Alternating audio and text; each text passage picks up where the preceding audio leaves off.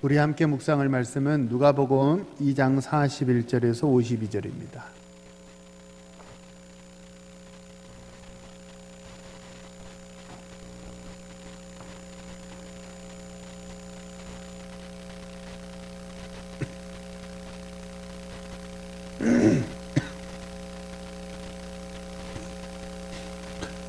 이 장 41절에서 52절의 말씀 우리 함께 읽겠습니다. 41절입니다.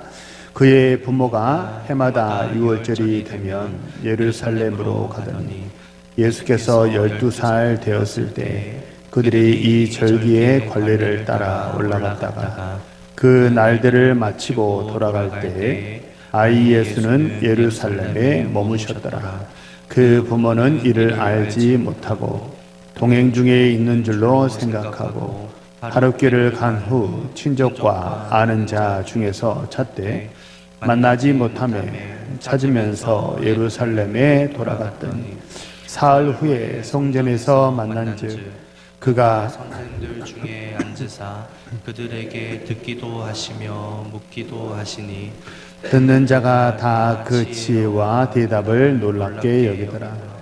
그의 부모가 보고 놀라며 그의 어머니는 이르되 아이야 어찌하여 우리에게 이렇게 하였느냐? 보라 내 아버지와 내가 근심하여 너를 찾았노라.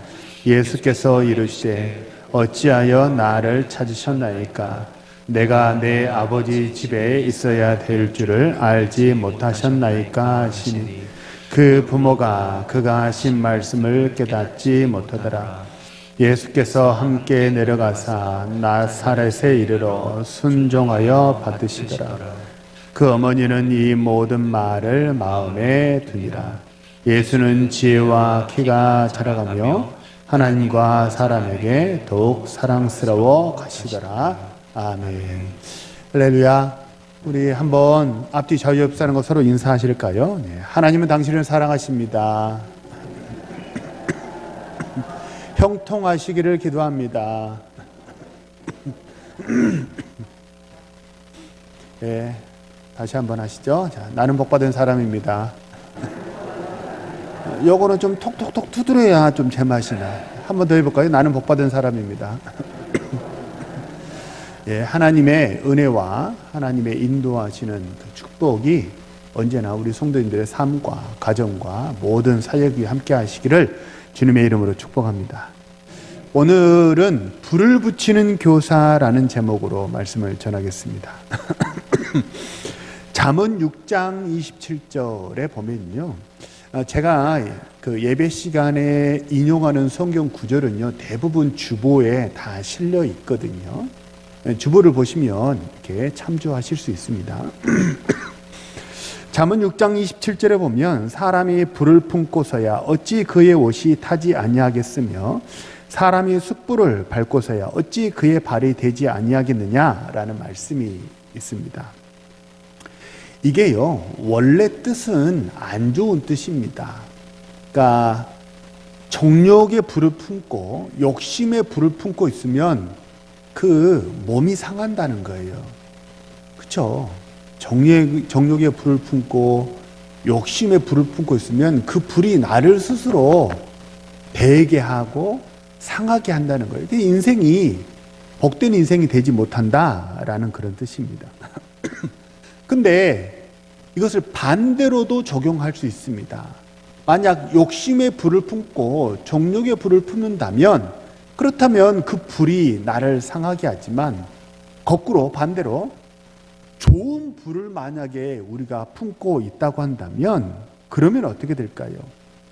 사랑의 불을 품고 성령의 불을 우리가 품고 있다고 한다면 그러면 어떻게 될까요?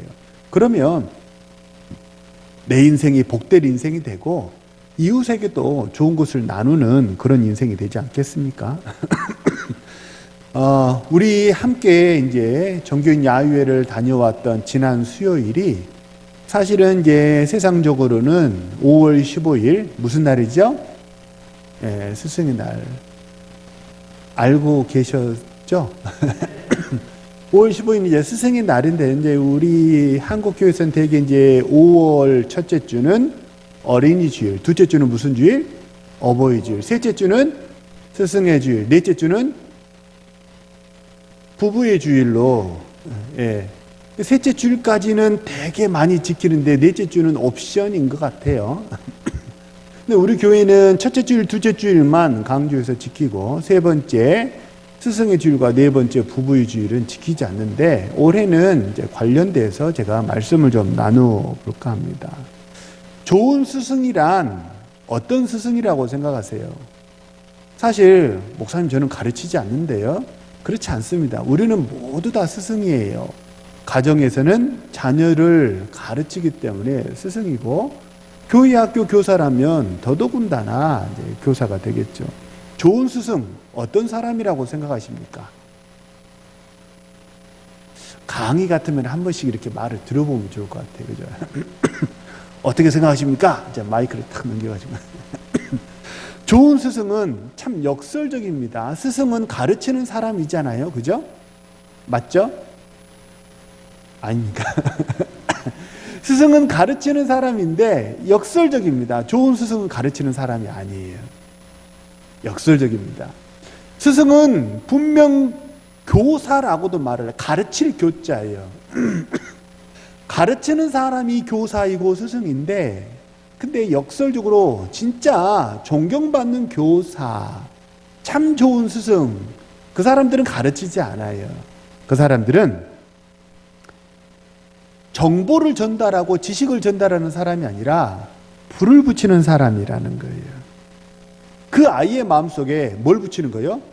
열정에 불을 붙이는 사람은 그 사람은 나는 교사 아닌데요 라고 할지라도 그 사람은 이미 좋은 교사인 줄로 믿으시기 바랍니다. 누군가에게 성령의 불을 붙이고 있어요. 그러면 아니 나는 가르치는 사람 아닌데요 라고 말할지 몰라도 그는 이미 좋은 스승이라는 것입니다. 우리 동계 모든 성도님들 제가 한번 축복하고 싶습니다. 우리 동계 모든 성도님들은 어디서든 가르치는 사람이 아니라 불을 붙이는 우리 신실한 주의 백성 되시기를 주님의 이름으로 축복합니다. 먼저 믿고 어른된 사람 우리는요 다 스승이고 교사입니다. 원튼 원치 않든 후배가 있다면 무조건 스승이에요. 자녀가 있다면 무조건 스승입니다. 그러면 우리는 다음 세대를, 우리 자녀들을 또는 우리 후배들을 어떻게 인도하는 사람 되어야 할까요? 첫 번째, 우리는 기억하는 사람으로 다음 세대를 꼭 세워야 합니다. 41절에 한번 보면요. 41절에 보면 그의 부모가 해마다 6월절이 되면 예루살렘으로 갔다 합니다.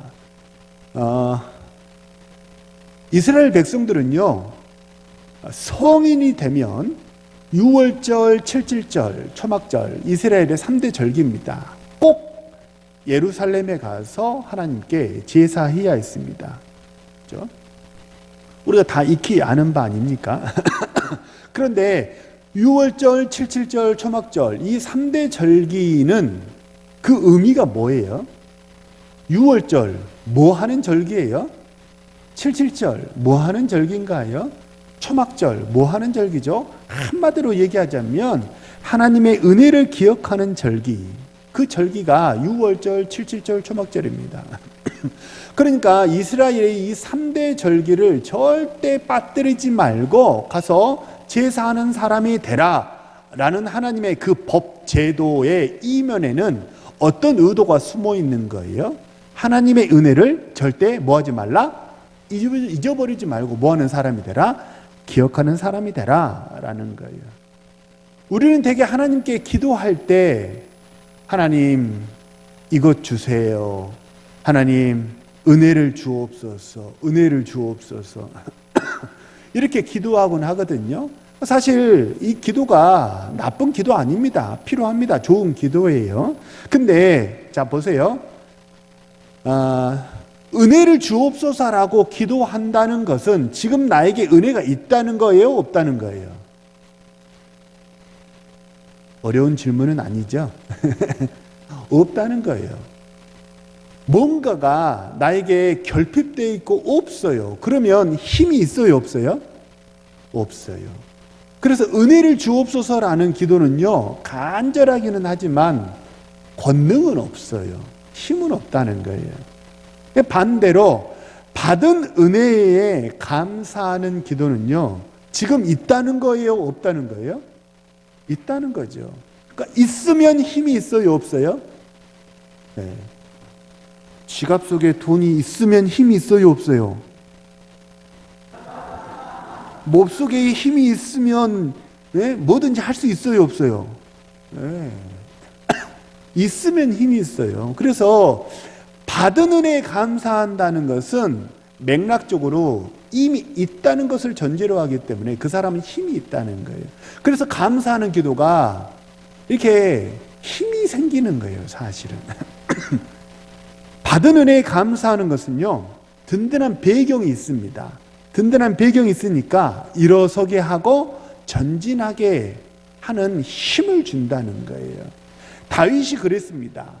골리앗 앞에 선 다윗, 한번 보세요. 골리앗 앞에 선 다윗이 결국은 이겼습니다. 앞으로 전진에 나아갔고 골리앗을 향해서 뛰쳐나아갈 수 있었고, 그리고 그 싸움에서 이겼습니다. 비결이 뭐예요? 그 소년 다윗이 골리앗을 때려 눕힐 수 있었던 그 비결이 뭐예요? 사무엘상 17장 37절을 보면요, 다윗이 이렇게 고백합니다. 하나님이 과거에도 나에게 힘을 주시고 승리하게 해주셨다는 거예요. 과거에도 사자와 곰의 발톱에서 나를 건지셨으니까 그 하나님이 지금 저 골리앗의 칼날에서 나를 구원하실 것이 분명하다. 이게 그냥 막연히 믿사옵고 믿사오니 믿사옵고 믿사옵나이다, 이게 아니고 믿는 것에 뭐가 있다는 거예요? 근거가 있다는 거예요. 과거를 돌아보니까 하나님이 어떻게 했어요? 과거에도 하나님이 사자와 곰의 발톱에서 나를 건지셨어요. 이기게 하셨어요. 그 소년 다윗이 지금 전쟁터에 못 나갔다는 것은 20세가 안 됐다는 얘기잖아요. 그 소년 하이틴이란 말이에요. 청소년 그 다윗이 곰과 사자를 때려 눕힌다는 게 사실 좀 그게 말이 됩니까? 근데 이겼잖아요. 하나님의 도우심으로 곰과 사자를 때려 눕힌 것을 생각해 보니까, 저 곰과 사자와 같은 저 골리앗도 하나님이 분명히 이기게 하실 것이다 라는 근거가 있는 그런 믿음의 사람이 되었다는 거예요. 그래서 다윗은 과거의 승리를 근거로 지금 현재의 승리를 믿었다는 거죠. 그죠? 결국 우리가 너무나 잘 아는 대로 다윗은 승리하지 않습니까? 우리 사랑하는 모든 동원의 성도님들, 과거에 도우셨던 하나님이 지금도 나와 함께 하시고 나를 도우시는 줄로 믿으시기를 바랍니다. 그런 관점에서 신명기의 주제를 보면요, 민수기의 주제는 불순종이고 신명기의 주제는 순종이거든요. 근데 이 순종이라는 신명기의 주제를 조금 바꾸어서 말하자면요, 신명기의 주제를 기억이라고도 말할 수 있어요. 신명기는요, 2번, 3번, 4번 계속해서 기억하란 말합니다. 애굽에서 인도하신 하나님을 기억하라. 홍해를 가르쳤던 하나님을, 합이 좀 맞아야 되는데 다시 한번 기회를 드릴게요. 애굽에서 인도하신 하나님을, 홍해를 가르쳤던 하나님을, 광야에서 먹이시고 기르셨던 하나님을 기억하라, 기억하라, 기억하라, 기억하라. 신명기는 계속해서 기억하라는 얘기를 하고 있는 거예요. 왜 자꾸 기억하라고 하는 거예요? 기억하면 뭐 할 수 있기 때문에요? 앞으로 나아갈 수 있고 승리할 수 있기 때문입니다. 그래서 오늘이 사실 우리는 지키지 않지만 스승의 주일인데, 주일학교 교육의 핵심이 뭐라고 생각하세요? 이 관점에서, 신명기적인 관점에서 주일학교 교육을 보면요, 신명기적인 관점에서 주일학교 교육의 핵심은 미래에 기억할 거리를 지금 만들어주는 거, 그게 주일학교 교육의 핵심입니다. 작년 교육의 핵심은 뭐라고 생각하세요? 과거에 나를 도우셨던 그 하나님을 지금 기억하면서 살아가는 것, 그것이 작년 교육의 핵심입니다. 물론 주일학교 교육도 지금 미래적인 하나님만 아니라 현재적인 하나님도 있고, 그죠? 작년 교육도 과거의 하나님도 있지만 주된 포인트가 그렇다는 거예요. 주일학교 교육은 종자씨를 심는 거예요. 종자씨를 심는 게 주일학교 교육의 핵심입니다. 언제?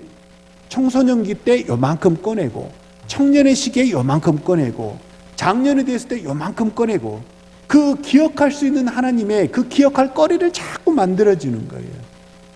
작년 교육의 핵심은요, 내가 그렇게도 힘들고 어려웠을 때, 춥고 배고프고 힘들었던 그 시절에 나를 도우셨던 하나님을 생각해 보니까 지금도 나를 도우실 줄로 믿는다.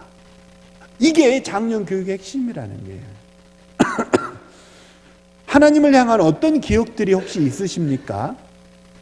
제가 설교를 준비하면서 생애 연령대별로 한번 생각해 봤어요. 주일학교 교육, 제가 뭐가 생각나면요, 별로 다른 것은 잘 기억이 안 나고 여름 성경학교가 기억이 나요.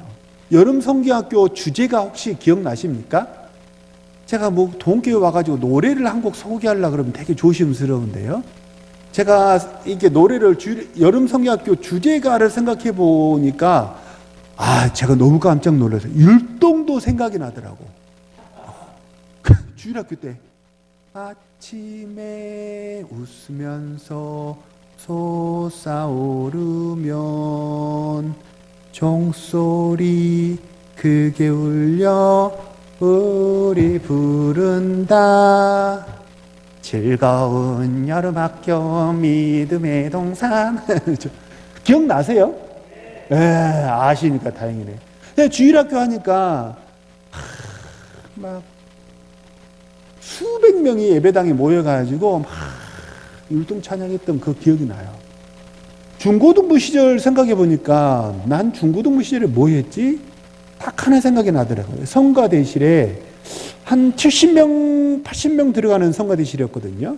그 성가대실에 모여가지고 쫙 막 부르면서 기도회 했던 기억이 나요. 하나 재밌는 일화는 주여 삼창하고 기도합시다고 막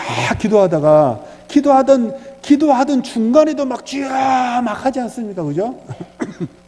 제 앞에 제 1년 후배가 이렇게 기도하다가 되게 이제 힘들었던가 봐요. 졸고 있었는데 나중에 그 애가 저한테 하는 말이에요. 한참 이게 신나게 졸고 있는데 뒤에서 누군가가 쫙 그래가지고 깜짝 놀라서 깼다는 거예요. 그래서 보니까 그게 저였대요. 그 얘기를 해요. 청년 때는 뭐 했지? 생각해 보니까 수련회 준비하고, 수련회를 우리가 참 하나님을 기억하자. 그래가지고 수련회 2박 3일이던 거를 3박 4일로 늘리고, 3박 4일을 또 4박 5일로 늘리고, 4박 5일을 5박 6일로 늘리고, 그래서 내년에는 5박 6일을 6박 7일로, 그래서 주일 한 번 예배를 교회 여기 수련회에서 한번 드려보자. 이것이 목표였는데 그것까지는 당회에서 허락을 못 받았어요. 6박 7일까지 수련회를 했었어요. 와. 금식 매년 1월 1일 날 있잖아요. 12월 31일 날 송구영신 예배 끝나면 저희 본 교회에서는, 제가 고향이 전라도 광주잖아요. 저희 교회에서 무등산까지 걸어갔어요. 안 놀라시네. 가깝지 않았어요. 2시간 정도 걸어가야 돼요. 무등산까지 걸어가는 것만 2시간이고요. 무등산에 올라가는 건 또 2시간이잖아요. 4시간 올라가가지고 일출을 보면서 기도했어요. 그게 저희 교회 대학부의 전통이었어요. 송구영신 예배 끝나면 교회에서 조금 이렇게 허기진 거 컵라면으로 달래고, 그리고 무등산을 향해서 한 30-40명이 막 가는 거예요. 이제. 그랬던 거예요. 좋은 교회는 어떤 교회라고 생각하세요? 행복한 교회는 어떤 교회라고 생각하세요? 좋은 교회, 행복한 교회는요, 다른 게 아니에요. 좋은 추억이 많은 사람이 행복한 사람이고, 좋은 추억이 많은 교회가 행복한 교회인 줄로 믿으시기 바랍니다. 그때는 국수가 참 맛있었어. 그죠? 좋은 추억입니다. 그때는 예배하고 찬양하는 게 참 좋았어. 그때 그 사람 참 좋았어. 뭐가 많아요? 좋은 기억, 좋은 추억이 많은 사람이 행복한 사람이고요. 좋은 추억이 많은 교회가 행복한 교회인 줄로 믿으시기 바랍니다. 반대로 마귀는 어떻게 해요? 틀리면 안 좋은 거 기억하게 해요. 좋은 것이 100가지인데 그 중에 한 가지 나쁘잖아요. 꼭 안 좋은 거 기억하게 해요. 아유, 그때는 국수 사느라고 너무 힘들었어. 똑같은데 말이 달라요. 어떤 사람은 국수 먹어서 좋았어 그러고요. 어떤 사람은 국수 삶느라고 너무 힘들었어 그러고요. 어떤 사람은 예배하고 찬양하는데 그게 너무 좋았다 그러지만 어떤 사람은 예배당이 더워서 너무 힘들었어. 그때 그 사람이 있어서 좋았어. 어떤 사람이 이렇게 생각하는데 그때 그 사람 때문에 너무 힘들었어. 어떤 사람이세요? 전자예요, 후자예요? 내 마음속에 뭐가 많으세요? 좋은 것이 99가지인데 안 좋은 거 기억하시면서 사시는 분도 계시고요. 안 좋은 게 99가지인데 좋은 거 한 가지 기억하면서 행복하게 사시는 분도 있다는 거예요. 히브리서 11장 21절에 보면 이런 구절이 있어요. 믿음으로 야곱은 죽을 때에 요셉의 각 아들에게 축복하고 그 지팡이 머리에 의지하여 경배하였으며, 이런 구절이 있어요. 자, 야곱, 제가 한번 여쭤볼게요. 야곱 그러면 어떤 사람이라고 생각나세요? 야곱이 어떤 부분이 생각이 나세요? 야곱은 흑역사가 많은 인물 아닙니까? 그죠? 거짓말했죠. 속였죠. 다투었죠. 도망쳤죠. 약속 안 지켰죠. 그죠? 가정을 파탄낸 사람이에요. 야곱의 안 좋은 점을 99가지 나열할 수 있어요. 근데 성경은 야곱에 대해서 기억하면서 뭐라고 고백해요? 믿음으로 야곱은 죽을 때 요셉의 아들에게 뭐 했다는 거예요? 축복했다. 그리고 그 지팡이 머리에 의지해서 뭐 했다? 경배했다.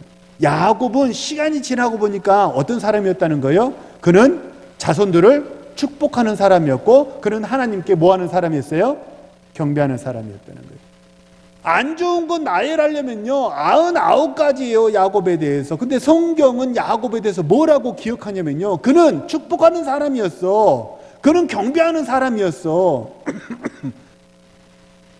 그렇게 성경은 야곱을 기억한다는 거예요. 안 좋은 것은 은혜의 강물에 다 떠내려 보내시고 좋은 것만 기억하시고 추억하시는 우리 신실한 주의 백성 되시기를 바랍니다. 하나님의 눈으로 봐야 돼요. 하나님의 눈으로 봐야, 그래야 이것이 그 안 좋은 모든 게 다 사라지고 그 속에 진주를 발견할 수 있다는 거예요. 하나님의 은혜를 언제나 기억하시면서 언제나 감사하고 찬양하는 우리 신실한 주의 백성 되시기를 주님의 이름으로 축복합니다. 우리 자녀를, 우리 다음 세대를 첫 번째 기억하는 사람 되게 해야 돼요. 뭐를? 하나님의 은혜를, 하나님의 축복을, 좋은 것을 기억하는 사람. 기억할 거리, 추억거리, 이 종자씨를 자꾸 심어줘야 된다. 자, 두 번째, 어떤 자녀로 길러야 되느냐? 내가 다 하려고 하지 말고 하나님께 맡기라는 거예요. 42절을 보면요, 원래 6월절, 77절, 초막절, 성인 남자에게 주어지는 3대 절기 의무라 말씀드렸잖아요. 그런데 그 당시 예수님이 몇 살이었어요? 12살이요. 너무 잘하시네. 예수님이 12살이었어요. 예수님이 12살에 예루살렘에 가서 예배했다는 거 아니에요? 왜 가셨어요? 되게 신령하고 경건했기 때문에 가는 게 아니고, 유대인은 12살을 성인으로 칩니다. 군대에 나가는 건 20세고요. 성인으로 자기 의사 결정권이 있는 그때 나이를 12세로 본다는 거예요. 그러면 참고적으로 한번 정리해 볼까요? 대한민국 성인은 몇 세인 줄 아세요? 이 계속 막 낮아져 그러잖아요. 대한민국 성인이 몇 세인 줄 아세요 혹시? 지금 여긴 다 성인이 되셔가지고 별로 관심이 없죠. 만 17세예요. 지금은 만 17세입니다. 그러면 하나만 더 여쭤볼게요. 한국 교회는 성인을 몇 세로 치는 줄 아세요? 이거 맞추면은 상 줘야 되는데, 이게 다 아시는 얘기인데 유추를 잘 못해. 한국 교회는 성인을 몇 세로 칠까요? 만 14세예요. 그래서 학습과 세례 입교를 몇 세 때 하는 거예요?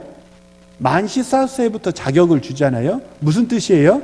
입교를 만 14세부터 할 수 있다라는 얘기는 무슨 뜻이냐면 자기 의사 결정권을 한국 교회가 인정한다는 거예요. 신앙에 대해서. 그러니까 다 다르죠. 유대인은 12세, 대한민국은 만 숫자가 나오니까 막 여러 개 이렇게 헷갈려. 대한민국은 17세, 만 17세. 한국 교회는 만 그래서 예수님이 예루살렘에 가셔서 절기를 지키신 거예요. 자, 근데 12세든 14세든 이때쯤이 생애 주기로 보면 어떤 시기냐면요. 사춘기잖아요. 그죠? 이때가 사춘기입니다. 사춘기가 되면 아이들이 부모의 말에 뭐 하기 시작합니까? 말 대답하기 시작한다는 거죠. 머리 좀 컸다고. 좀 안다고. 부모의 말에 논리적인 부당함을 그때는 이래놓고 왜 지금은 이러세요? 논리적인 부당함을 지적하고요. 자꾸 말 대답을 하기 시작합니다. 지 팰 수도 없고. 그렇잖아요. 자, 자녀가 따박따박 말 대답합니다. 이거 좋은 거예요? 나쁜 거예요? 나쁜 거면 제가 묻지 않겠죠. 지금 설교 흐름상 나쁜 거면 제가 이건 나쁜 거니까 이렇게 바꿔야 됩니다라고 설교를 하지 묻지 않죠. 이게 이런 상황에서 묻는 질문은 함정이에요. 이거 나쁘게 보시면 안 돼요. 자녀가 따박따박 말 대답한다는 거 이거 나쁘게 보시면 안 돼요. 자녀가 말 대답하고 논리적으로 부모의 말의 부당함을 찝어낸다는 것은 자녀가 지금 뭐 하고 있다는 거예요? 성장하고 있다는 거예요. 이 아이가 논리가 생기고 감정이 분화하면서 어른이 되어가고 있다는 반증이라는 거예요. 그러면 거꾸로 한번 생각해 보세요. 15살이 됐어요. 20세가 됐어요. 30세가 됐어요. 40세가 됐어요. 그때에도 하나부터 열까지 부모에게 다 물어보고 부모가 시키는 대로만 하려고 한다면 그러면 어떨 것 같으세요? 그거 못 볼 꼴이에요. 그죠? 어른이 돼서도 일일이 물어보고 그러면 말 대답 안 하니까 속은 편할지 모르죠. 근데 그거 복장 터질 일이에요. 너는 언제 밥그릇 찰래? 너는 언제 어른 될래? 그런 걱정하지 않겠습니까? 그래서 가정에서는요, 교회 학교에서는 특히 청소년들을 다루는 교사들은 지혜로운 교사가 되어야 합니다. 가정에서는 부모가요, 아주 지혜로운, 교회 학교 교사보다 더 지혜로운 교사가 가정의 부모가 되시기를 축복합니다. 왜요? 많이 만나니까, 가정에서 부모는. 서두에서도 나눴듯이 지혜로운 교사는요, 가르치는 사람이 아니에요. 말로 가르치려고 하면 자식들이 말 듣습니까? 말 안 들어요. 부모 손에 꽉 쥐고 내가 시키는 대로 해야 돼. 내가 인생 살아보니까 그게 아니요. 너 내 말대로 해야 돼. 라고 아이에게 시행착오의 기회조차 다 박탈해버리는 게 결코 아이에게 좋지 않다는 거예요. 물론 시행착오하면 다치고 깨지고 다투고 막 울고 이런 복잡한 일이 생기는 것은 사실입니다. 근데 그것도 뭐예요? 기회 비용이에요. 아이가 배워야 될 세상이라는 거예요. 아이를 내 손에 꼭 쥐려고 하지 마시고 뭐 하셔야 돼요? 아이의 마음에 딱 하나 할 수 있다면 뭐 하셔야 돼요? 아이의 마음에 불을 붙이는 우리 부모가 되시고 우리 교사들이 되시기를 바랍니다. 43절을 보세요. 부모는 집에 가려고 했어요. 집에 가려고 했는데 예수님께서는 예루살렘에 머무셨어요.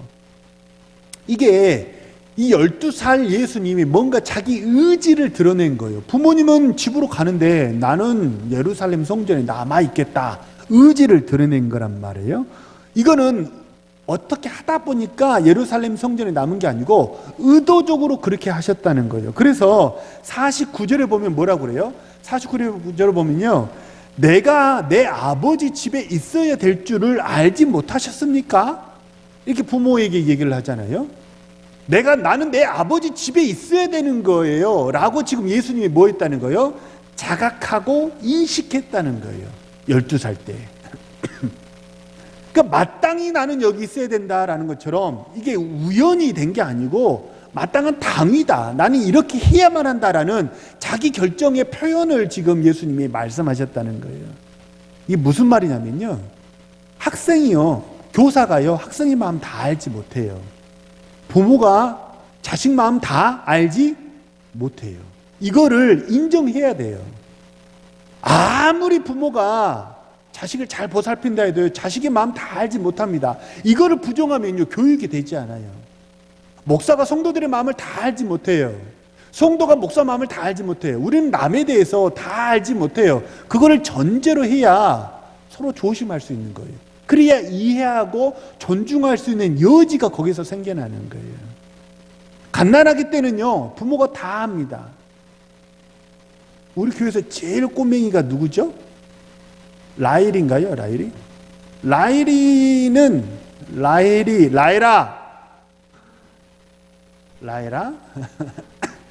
라일이는 부모가 24시간 데리고 있잖아요. 그러니까 라일이가 웃으면 왜 웃는지, 울면 왜 우는지 부모가 알아요? 몰라요? 알죠. 갓난아기 때는 다 합니다. 트름하고 아이가 짓는 표정 하나, 이게 뭘 원한다는 건지 엄마가 알아요? 몰라요? 다 합니다. 왜요? 왜 다 알죠? 24시간 붙어 있기 때문이에요. 그런데 아이가 성장하고 나면 어떻게 됩니까? 학교도 혼자 가요. 학원도 혼자 가요. 잠도 혼자 자고요. 어떨 때는 부모가 밖에 나가면 밥도 혼자 먹어요. 아이가 혼자 있는 시간이 많아지면 많아질수록 부모가 다 알지 못한다는 것을 우리는 인정해야 합니다. 그래서 내가 다 알아. 우리 어르신들은 아시는지 모르겠지만 라푼젤이라는 애니메이션 만화 영화가 있거든요. 그 라푼젤에서 그 계모 역할을 하는 엄마가 노래를 부르는데 항상 이런 노래, Mothers knows best. 엄마가 제일 잘 알아. 항상 입버릇처럼 부르는 노래가 Mothers knows best. 내가 제일 잘 알아. 너에 대해서 내가 제일 잘 알아. 그러니까 내 말대로 해. 이게 그의 말이었어요. 그래서 아이들이 무슨 행동을 하면요, 우리 아이가 철이 없어서 그렇지, 우리 아이가 뭘 몰라서 그렇지, 아이고, 이렇게 아이를 자꾸 하대하기 시작하잖아요. 모른다고 그렇게 대하기 시작하면요, 아이가 날개를 펴고 올라설 수가 없어요. 그런데 예수님의 어머니 마리아는 왜 여기 있어? 우리 다 지금 집으로 가려고 그러는데 너 왜 예루살렘에 남아 있어? 라고 얘기를 했는데, 그 얘기를 했을 때 예수님이 내가 지금 예루살렘 성전에 내가 아버지 집에 있어야 되는 줄 알지 못하셨습니까?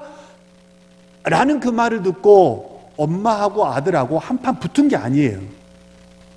이 새끼 어디 지금 엄마한테 지금 말 대답을 하고 지금 여기 남아있는 게 잘했다는 거야? 이렇게 찍어 누르려고 했으면 그러면 배가 산으로 갔을 거예요. 근데 참만 다행으로 51절에 보세요. 51절에 보면 뭐라고 나와요? 예수님의 행동에 대해서 마리아가 어떻게 했어요? 그 말을 마음에 담아뒀어요. 아, 이 아이가 지금 뭐구나? 뭔가 생각이 있구나.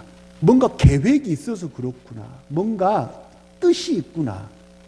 이 아이가 점점 어른이 되어 가는구나. 이거를 엄마가 어떻게 해요? 마음에 딱 담아뒀다는 거예요. 갔다부터 말하고 이래라 저래라 지시하지 않았다는 거예요. 그 결과가 뭡니까? 어머니가 아이를 인정하고 아이의 주도권을 엄마가 주는 게 아니고 아이에게 주고 뭐예요? 가이드라인만 치는 거예요. 일거수일투족을 다 간섭하는 게 아니고 가이드라인만 치는 거죠. 도덕의 가이드라인, 신앙의 가이드라인, 인생의 멘토, 상담자, 그저 궁금한 거 대답해 주는 사람이에요. 그렇게 했더니 아이가 어떻게 됐다는 거예요? 52절 보세요. 그렇게 아이를 인정하고 받아들인 결과가 52절입니다. 예수는, 다 같이 한번 읽어볼까요? 시작. 예수는 지혜와 키가 사람에게 더욱 사랑스러워 하시더라. 예수는 지혜가 자랐어요. 그죠? 똑똑해졌다는 거예요. 스마트해졌다는 거예요. 키가 자랐어요. 피지컬적으로 건강해졌다는 거예요. 하나님에게 사랑스러워갔어요. 다시 말하면 뭐예요? 성령 충만했어요. 사람에게 사랑스러워갔어요. 어떻게 됐다는 거예요? 대인관계가 원만해져요. 이보다 더 좋을 수가 없어요. 지혜가 자라고 키가 자라고 하나님께 사랑받고 사람에게 사랑받고, 우리 동교회 모든 주일학교 학생들이, 우리 동교회 모든 성도님들의 자녀들이 52절과 같은 예수님처럼 복된 아이로 자라는 그런 은혜가 있기를 주님의 이름으로 축복합니다. 남편 내 마음대로 바꿀 수 있어요, 없어요? 바꾸려고 하면 내 복창만 터져요. 그러잖아요? 네. 그렇다고 또 저 양말을 집어 던지는 저 남편을 가만 놔둘 수도 없고 그죠? 남편을 내가 바꾸려고 하면요 짜증만 나요. 자녀를 내 생각대로 좌지우지 하려고 하면요 복창이 터지고요. 결국 어떻게 되는 줄 아세요? 자녀가 평 하고 튕겨져 나가버려요. 부모의 품에 남아있지 않아요. 답답해서 못 있겠어. 엄마랑은 말을 할 수가 없어. 아빠 너무 답답해. 말할 수가 없어. 말이 안 통해. 왜요? 확 틀어지고 있으니까. 내가 하는 게 아니에요. 가르치려고 하면 안 돼요. 어떻게 해야 돼요? 다만 나는 뭐 할 뿐이에요? 열정에 불을 붙이는 부모가 되시기를 축복합니다. 성령에 불을 붙이는 우리 주일학교 교사 선생님들 되시길 주님의 이름으로 축복합니다. 그러면 어떻게 된다는 거예요? 52절처럼 잘 자란다는 거예요. 내가 할 수 없어요. 내가 나를 바꿀 수 있습니까? 내가 나를 바꾸신 분 계세요? 아니, 살도 못 빼잖아요. 그렇잖아요. 요요잖아, 요요. 살도 못 빼는데 무슨, 내가 나도 못 바꾸는데 남을 어떻게 바꿔요?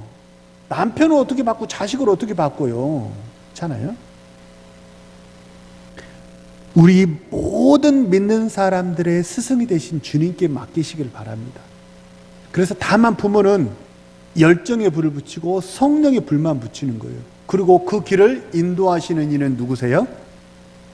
우리 주 여호와 하나님이 우리 자녀들을 복된 길로 인도하실 줄을 믿으시기를 바랍니다. 말씀을 정리합니다. 교사라면 다음 세대를, 부모라면 자녀를 하나님의 은혜를 기억하는 사람 되게 하시고, 불을 붙이는 그런 우리 모든 교사, 우리 모든 부모가 되시기를 축복합니다. 그래서 지혜가 자라고 키가 자라고 하나님께 사랑받고 사람에게 사랑받는 우리 복된 자녀들로 다음 세대를 이렇게 키워나가는 우리 신실한 주의 백성 되시기를 주님의 이름으로 축복합니다.